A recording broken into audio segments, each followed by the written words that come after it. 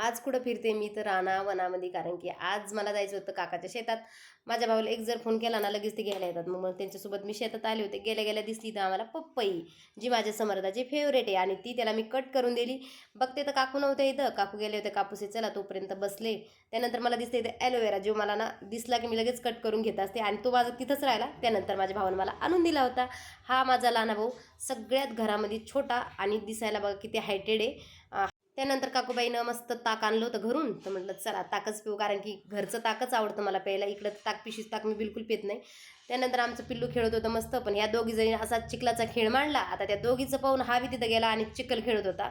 हा इकडं झाडावर जाऊन बसला होता. यांनी मस्त छोट्या छोट्या कैऱ्या तोडून दिल्या माझ्याकडं, आणि त्यानंतर काकूनं घेतल्या, त्या चिरल्या, त्याच्यामध्ये हळद मीठ टाकली, खायला छान लागत होत्या. तसं बी आंबे ह्या दिवसात खायला छानच लागतात. त्यानंतर ना साईडला इथं नळी चालू होती, म्हटलं चला थोडंसं पाणी वारून, खूप छान थंड लागत होतं इथं. त्यानंतर परत आम्हाला उन्हात जायचं होतं. काकू पुढं पुढं, मी काकूच्या मागं मागं. आम्हाला जायचं होतं माझ्या मामाच्या घरी, कारण की नवरदेव जाणार होता हळदीला, आणि त्यांना वाटं लावायचं होतं. आता आमच्याकडे वाटं लावूनच म्हणतात. आता इकडं बाकी जणी पुरणाचा स्वयंपाक करत होते. जे नवरदेवाला घ्यायला आलते त्यांच्यासाठी मस्त पुरणाचा स्वयंपाक होता.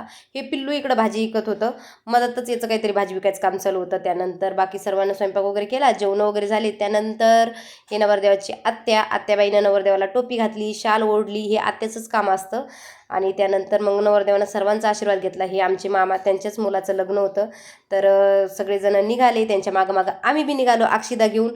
आता हे बी अक्षिदा घेऊन जावं लागतं गाडीवर अक्षिदा टाकण्यासाठी. इकडं हे बँडवाले, म्हणजे डफडंवाले थोडक्यात.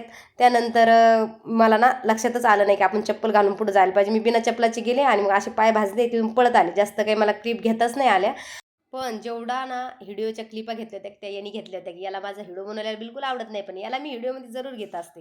त्यानंतर बाकी सर्वांचे जेवण बाकी होते, माणसाचे त्यांनी केले. त्यानंतर आम्ही लेडीज बसलो होतो, सगळेजणी जेवण केले. परत हे आले होते, म्हटलं चला यांना बी काकाच्या शेतात घेऊन आले. थोड्या वेळी इथं मस्त थंड्या वेळेला बसलो, आणि त्यानंतर ते घरी गेले होते, आणि मी ना इथंच थांबले होते, कारण की संध्याकाळी परत आम्हाला हळदीच्या सवासणीसाठी जेवायला जायचं होतं मामाच्या तिथंच.